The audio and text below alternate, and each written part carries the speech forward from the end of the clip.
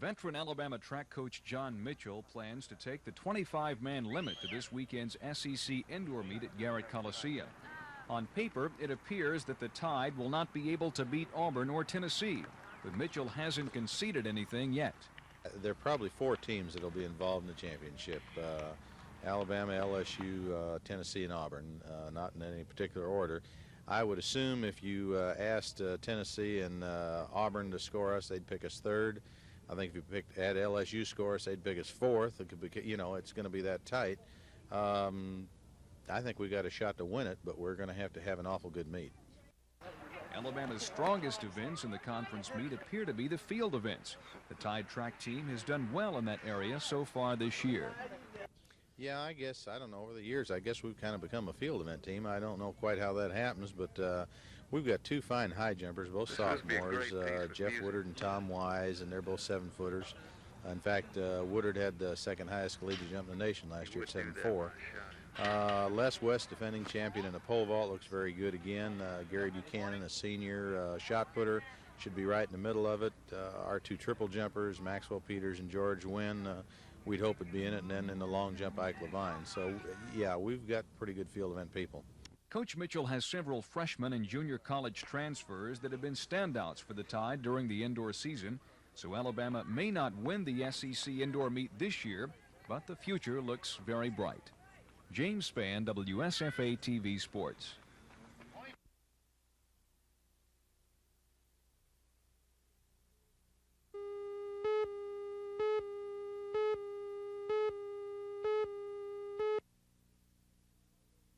To foul or not to foul? That is the question that must be answered by the men in black and white. But sometimes that answer is not highly regarded by the fans who paid good money to see their team win the game. Officiating a basketball game is not an easy task. During the course of a game, officials often become the enemy of players, fans, and especially coaches. Sometimes they get kind of mad and they want to say some things that probably they wish they hadn't have said later on. That's probably when the technical foul comes. They say some things they probably couldn't put on the air. Sometimes they question your ancestry. They call you some kind of names, or go back to some other game or last week or whatever it is and put the comparison to that. You try to look over that unless they really get really mad. Bobby Skelton has been an official since 1961, and he works high school and small college games in Alabama. Well, I can remember first starting out working big games, junior high games, YMCA games, and not getting paid anything for it.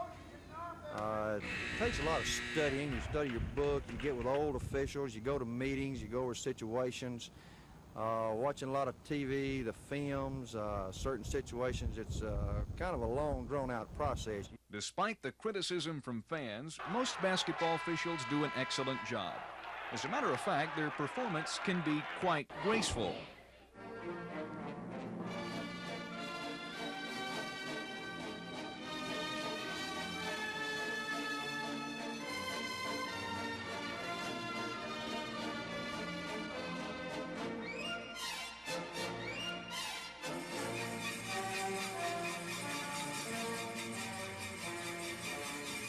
James Spann, WSFA TV Sports.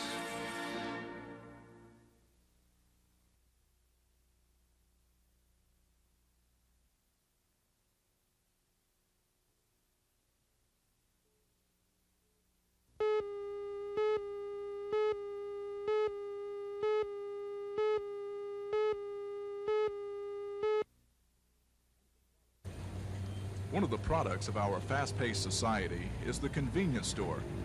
These small stores, usually manned by one person, have made their mark by staying open from 18 to 24 hours a day, 7 days a week. These hours, so convenient for the rush shopper, have also proven convenient for the armed robber. Last year in Montgomery, there were 99 armed robberies of businesses.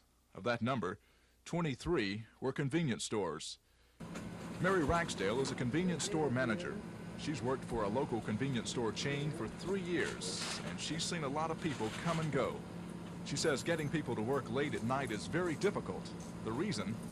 Fear of being robbed. Mrs. Ragsdale herself has been a victim of crime. She had a bank bag snatched while leaving the store. Well, I was ready to get in the car, and this boy just came running up from where I was, from the back of me. And it was just a matter of who took the bag away from who, and he got it. Armed robberies of convenience stores have become widespread, so much so that a specified procedure has been established for employees to initiate during an armed robbery. We locked the door, we called the police first, then we called our supervisor. Now, what about when the robbery is taking place? Do you have a certain procedure that you should go through? Well, we try to get all the information we can on them, a description of them, or any car we might see outside, or anything that, any kind of mark, you know, that we could give up about them. The company has a way of dealing with armed robbery, but what about the person working behind the counter? Mrs. Ragsdale says it's a fact of life that must be accepted. Well, I think you learn to live with that. As the time goes on, the longer you work for a convenience store. You can't worry about it all the time. I don't. The criminal who robs convenience stores is almost always after cash. But when a drugstore is robbed, the loot is not cash, but usually narcotics. Here with that story is Chris Grimshaw. Police say the burglary of a drugstore is a crime in a class of its own because of the nature of the items taken. Montgomery Police Detective Jerry Scarborough investigates many drugstore burglaries, but it doesn't take too many investigations to realize the basic ingredients to a drug-related one. Between the ages of 19, 25 years of age, 30 years of age, white male. Majority of them have a job, hold a job, work within the Montgomery County area. Obviously, drugstore burglars are after one thing: pills. Most are after barbiturates. Barbiturates like Tuinol, Meprogan, Demerol, Phenophen with codeine, Darvon, Dilaudid, and the drug considered by officials as the most abused, Valium. The display of drugs found on this table was in the possession of one suspect when arrested: 324 various pills, most of them the yellow or blue Valiums. Scarborough says almost all drugstore burglars are users of the pills, and their motive for operation is sustenance. Probably the initial burglary was for personal use, but usually after the burglary it becomes for distribution. Kind of a situation where he goes in there and he realizes he can get a lot more than he anticipated and takes advantage of the situation. Right. Cash taken from the drugstore is considered a fringe benefit of the crime. Drugs is the main objective. I know 2 or 3 of the drugstores that had been gone into, they would punch a hole in the roof or cut a hole in the roof, miss hit, couldn't judge the place from the inside of the store where they needed to go on top of the store, and they would have to come back and make another hole, make 2 points into it. Is there a great deal of forethought that goes into one of these burglaries at a drugstore, or is it just spontaneous? Most of them have pretty well cased the place out and know exactly what point of the building would be the weakest for them to get into. Police have a fairly good record on settling drugstore burglaries, well over 50% with convictions. Scarborough also says that while many others are not solved, the police usually know who committed the burglary, but because of the thief's premeditation and care in execution of the crime, they can't prove he was really the perpetrator. But because he will use all of those drugs, either himself or through friends, the police just have to wait until he strikes again, and he will, to keep his habit alive. Chris Grimshaw, WSFA TV News.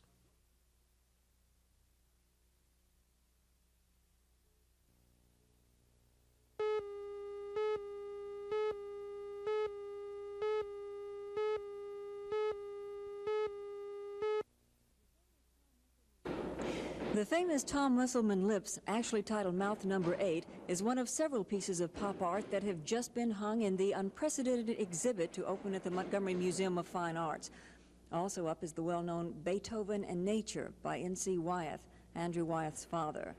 Andrew Wyeth is probably the most popular artist alive, and his works also are included in the exhibit. Mr. Robert, I understand that this is the first exhibit of American corporate art ever to cover such a wide range of material. Well, yes, it is, Ivy, and we're very fortunate to have this exhibition here in Montgomery. It represents the largest, most comprehensive selection of American corporate paintings ever assembled for exhibition purposes. And what we've really done is, for the last 2 years, been engaged in a research process which has allowed us the flexibility to choose from some of the nation's great corporate collections and bring this very special show to Montgomery. The exhibition really begins around 1830 and goes all the way up through 10 periods of American art history, very interesting and fascinating periods of the 14 known periods that we are so familiar with. So it really begins in the early landscape of America and extends all the way through abstract expressionism, pop art, op art, and into 1976. Well, there's been a lot of activity around today, and I understand there's some internal changes you're making. Well, yes, with a major show of this nature, and especially the size of the exhibition, some of the works measuring some 10 to 12 feet high and 7 and 8 feet wide, we do have special problems that we must deal with internally in the museum. And we have been engaged in a renovation activity and installing special partitions and adding extra lighting operations to the plant so we can actually present such an enormous show in Montgomery. What are some of the specific changes? Well, one of the things we've done, Ivy, is to expand our rotunda area and completely remodify it. We have created an octagon for the rotunda in order to expand the actual physical hanging space for the show. Additionally, we've put up new museum mount cloth in 3 of the galleries, and we are also in the process of repainting special painting effects in some of the interior space. What were some of the organizational problems that you faced in bringing the show to Montgomery? Well, we had several, Ivy. The most important one was the logistics of organizing the transportation from artworks spanning all over the country, as far up in the northwest as Seattle and down to Los Angeles and San Francisco, all the way up into the northeast, midwest, and the far east and in the south. So we really had an enormous process to go through. This was done by our registrar, Edward Quick, and he coordinated in a very extensive and elaborate plan where tractor trailers had to pick up all of the material from throughout the country. And this was a fascinating process, and one which required a lot of internal expertise to bring this amount of material to Montgomery from so many parts of the country. Was that at museum expense?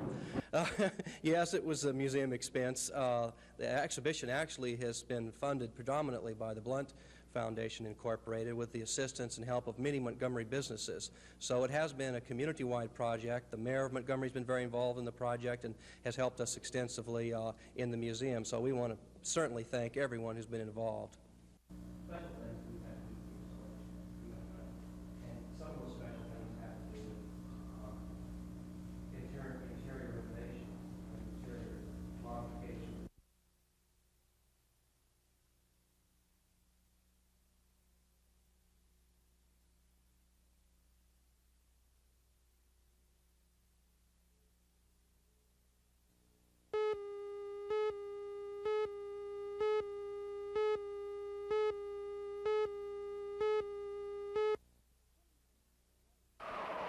According to the National Weather Service, Alabama averages 18 tornadoes a year. In 1977 alone, over 150 people were injured and 23 died in Alabama because of being inadequately prepared for the devastating tornado winds. Morgan Smith, an environmental consultant, gives us some pointers on how we can build our own tornado shelters in an economical way. Well, the most economical one I have is the one that you have the most footage on. That's the one by a reject or a culvert, one of the large culverts from one of our local firms that makes concrete culverts. And I went out and got one of the ones that's a reject. In other words, there's a few cracks in it, minor things, which wouldn't have it, harm it at all as far as the shelter is concerned. So we had that out, and someone was out there with a backhoe digging for another project for a swimming pool. So I asked them if they wouldn't mind digging a hole over here. They dug a hole, and we rolled the culvert into it, and then put block across the back end as shown in your footage there. Just put the cement block wall on one end, and the other end we put cement blocks and then framed in a small doorway and made an entranceway. You dig your hole 3 or 4 feet longer than the culvert so that you can put steps and an entranceway down, and covered over. The cover is I went out to one of the septic tank places and got 2 of their septic tank cover sections and put that over the entryway so that you have a covered entryway and go down in. The door is made of 3/4 inch marine plywood, and all probably that culvert shelter, tornado shelter built out of a culvert like that and covered over with earth You put your 2 breathers in either end. That's at least a 4-inch pipe, such as that one that comes up in the L shape, almost a complete U, so water won't go in. Put screen wire over it so insects don't go in. In that culvert, I put the breather in the doorway, or just screened-in section of the doorway. Why, all told, that will cost between $250 and $300. And that's enough. It will hold 8 people easily. I put wooden benches inside, a portable toilet, and water, emergency water, and a battery-powered radio, and candles and flashlights, that sort of thing, electric lanterns. There's no electricity or phone cables there because, after all, you want to be separated from the lightning as well as from the winds of a tornado and the thunderstorm cells. How long did it take you to do this? Oh, I just do this in my spare time, weekends and so on. I would say if you worked right at it, you could put this in 3 or 4 days. But I've just been doing it when I had time. It's, if a catch is catch can. That's the simplest way to do that. And I waterproof the top with some of that tar-like substance they put on basement walls and so on before I put earth. There'll be, when we're complete, there'll be about 3 foot of earth over the top of it. And then that'll be landscaped, put in bushes and plant grass or whatever you want on it, just landscape the top of it, and it actually looks nice. The big one that I have in another part of the property is 8 by 12, and that was just a hole dug in the ground, and then I built a cement block room, 8 by 12, and put cover, old vault lid covers. It's more economical than any other cover, and it'll hold it. And there's about 2 foot of soil on it now, and it's like a cave. We keep canned goods down there as well. Say, conceivably, if you were marooned in there, you have the canned goods, preserves and this sort of thing are all kept down there. A portable toilet, and that one has 2 bunks in it, wooden bunks built into it. So, How much are those vault covers? how much? How much do they cost? Oh, it depends on the condition of them and the company you go to. At the time, 4 years ago, I paid $15 a piece for them. They took 4 of them to cover this one. And they put them in place for me. So it was If you had a tornado shelter similar to one of these built by a construction company, do you have any idea how much it would cost? I really wouldn't want to make an estimate at that. I would say probably somewhere $500 to $800, maybe even up toward $1,000. I don't know. Another shelter I put in, again using a third variation on this. I'm interested in this sort of thing, and for the homeowner, that sort of thing. I took a 1,000-gallon septic tank, braced it well, and turned it on its side in a hole. This is down near Gulf Shores in the sand dune. Took a backhoe and removed the sand dune. I literally dug a hole, put the shelter in, and sealed the top of the septic tank, which was then on the side. The covers come in 4 sections. I put 4 sections in and cemented them in place, and where the 4th section was, I put 3 I cemented in, I'm sorry. In the 4th section, I use as a doorway, framed in a doorway there and so on. That's been there now almost 3 years, and it's completely into the environment. The sea oats and cactus and everything growing over it. You don't even know it's there. You see this very small entryway. And of course you have to stay, squatted down in that, but it will seat, 10 people easily, and very secure shelter. Is there any danger of flooding when an amateur does this type of thing? Yes, all of mine have drainage, right. I have put gravel in the bottom of them, and someplace around it there is a 4-inch pipe. It's the same, it's a 4-inch plastic pipe which leads away and downhill so that you can drain these, right. Now these are not hurricane shelters. The one at the coast, I must say, it's not a hurricane. It's not for high tide waters or flooding stream waters and that sort of thing. It's for high winds. It's for tornado type winds or severe thunderstorms, that sort of thing. And that's what it's designed for. However, I do make sure I have drainage on all mine. Do you hear the winds? Yes, you can but and you can hear the thunder, and it's a rumble, and you can hear the wind. You sure can. It depends upon how close a severe wind is, but we have the air tubes on either side, and it's 4-inch pipe, so that permits them. And if you say, well, wonder what's going on outside now, well, you go hold your ear to that, and you can tell whether it's raining or hailstones or high winds and that sort of thing. So actually, they're good. You could actually probably put a periscope in one, and you could see what's going on outside, but I haven't gone to that. That's rather extravagant, I thought. So We just listen through the breather. What about your radio reception? How good is the It reception? has been excellent. It has been excellent. Now, we are 20, 25 miles from Montgomery, up in Elmore County, and we're excellent with a very small battery-powered radio. We've had no problem whatsoever. When do you go into the When a shelter? warning is sounded, or if warning is not sounded, but all the atmospheric situations, when you see those modest clouds hanging black and moving toward us rapidly in a thunderstorm, and this time, from beginning right about now, this time of year, moving forward, we have gone in on 2 or 3 occasions without a warning sounded officially, because in interpreting the cloud formation, the circumstance, what was going on, I knew we should take shelter. And it proved to be correct on that one occasion when there was some tornado damage just north of us. We went in. It was the right thing to do. It's interesting that we know pretty much. It's interesting in that we have 4 dogs, and they wouldn't go in at first. After the first time in during a severe storm, now at the slightest ripple of thunder and so on, the old female dog, she'll get very nervous, and she hears it before we do, and she will scratch to go to the shelter. This is very interesting. The dogs, all you have to say now is, let's go to the shelter. The dogs immediately go. The time to decide what to do in a tornado is before the storm even becomes a possibility. Alert your family to the dangers of tornadoes and be sure you establish regular practice drills. If you have a shelter, be sure to use it. Don't wait till it's too late. This is Loretta Bacon reporting for Alabama Illustrated.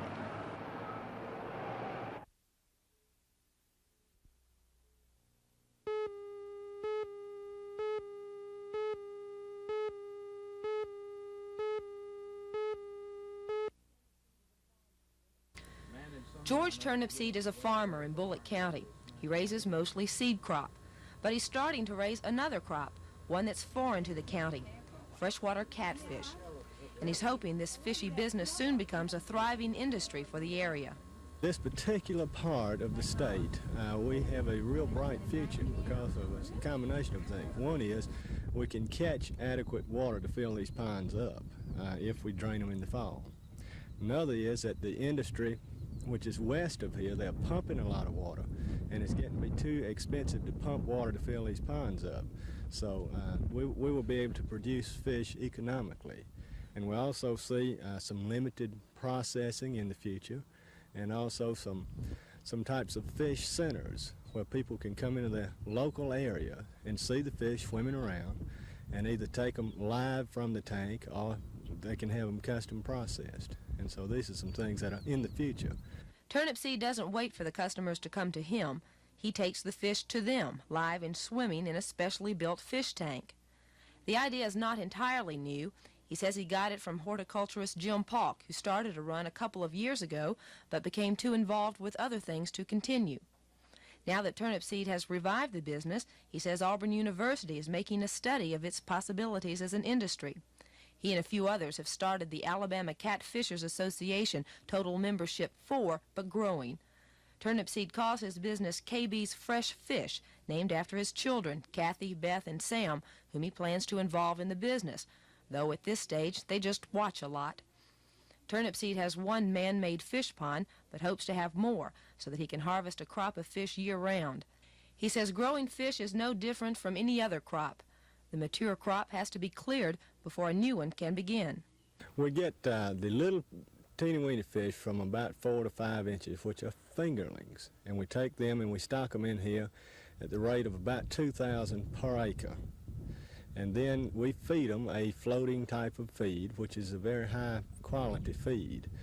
And for about every 2 pounds of feed we have, we end up with 1 pound of fish.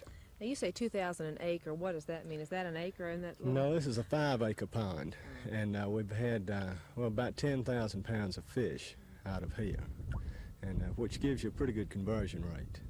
Now, once the fish get up to the size that we have here, then they're ready for market, and that's about the size people are looking for. Weigh around a pound and a quarter in that neighborhood.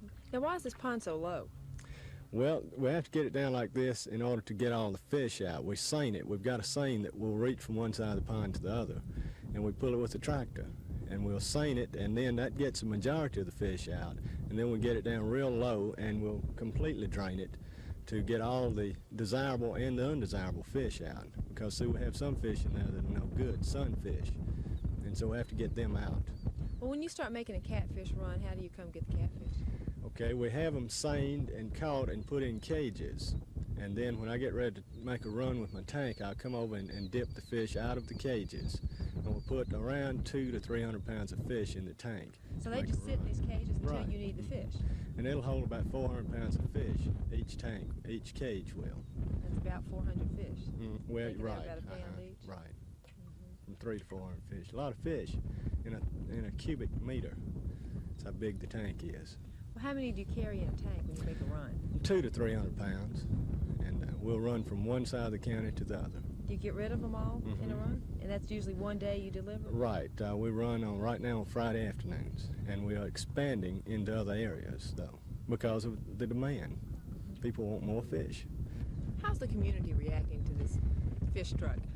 Well, they were a bit surprised, to say the least, to see it get started, but they are beginning to expect to see the truck and the tank and the fish, and the route is expanding because of that. It's like most things. People, they see it one time and it's a novelty, but after they see it several times, they begin to realize that, hey, there's a real need for this kind of thing. It's going back to the fact that people don't get service in anything, but they can in the fish business through this kind of outlet. What did you think about this when he first started driving catfish around? Well, it's a good service for the people, and helps a lot of folks out to get fresh fish all the time. Would you be able to get fresh fish if it weren't for this delivery truck? Well, we've got some, bass ponds, but not like this. Not fresh channel cat, though. Because we cooked some down here last night. Yeah, about let's see, cooked probably 20 pounds last night. That's a good way to cook them. Fry them. These fish are not from polluted streams. They're from good, fresh pond water. They have not been eating what other fish wouldn't. They've been eating quality feed, and it is a very high-quality meat. That's low in the various things that need to be low in, and high in protein. So it's a good quality. Turnipseed hopes to take his modern-day fish wagon to even more homes in the future. So don't be surprised to look out your window one day and see George Turnipseed and his tank of fish driving down the road. He'd rather you think of it as a chance to skin and eat your own fresh catfish without even having to lift a fishing pole. This is Glenda Webb reporting for Alabama Illustrated.